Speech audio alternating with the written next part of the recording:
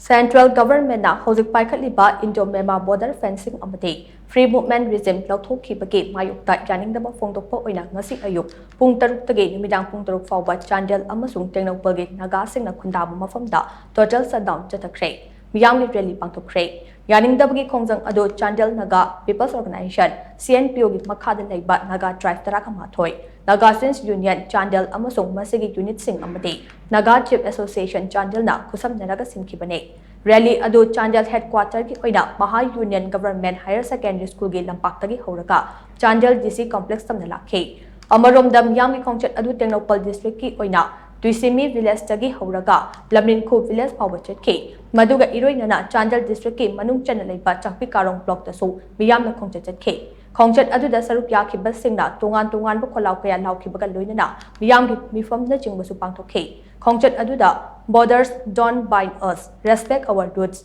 restore our rights amade respect our existence haina thaba placard kaya su sizinakhe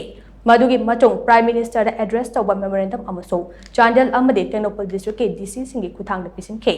amarom da CNPO ge khongjang ado Kakching district ke Palil da ge aimol chat ki balambi ke mafam amada su chatakhe khongjang adu da sarup yaramba Maring Students Union ge president Sontrul Dangsawana tungan wafam kaya so phongdorakhe border fencing yaning de have the Cabo Valley se koine hen khange India government na Myanmar se appease to ngai gi divide to koi de pithok ancestral oiba koi gi lam akoi na thawai kya tharga protect torambal lamdo ngasi di mingon da pithok khab asi akoi gi ancestor mayam bo koi na respect to da bathokani aduna akoi gi di border fencing to da yaroi lamdo akoi gi ni ancestor mayam na horok pa lamdo bo mingon da pithoga mi country mo ba appease to ngai gi adugi policy da akoi bo divide to biba akoi gi lamingon da pithok pa habse akoi na lairibo makai di ya roi aduna akoi gi kano si mayam si yam successful na conduct to bi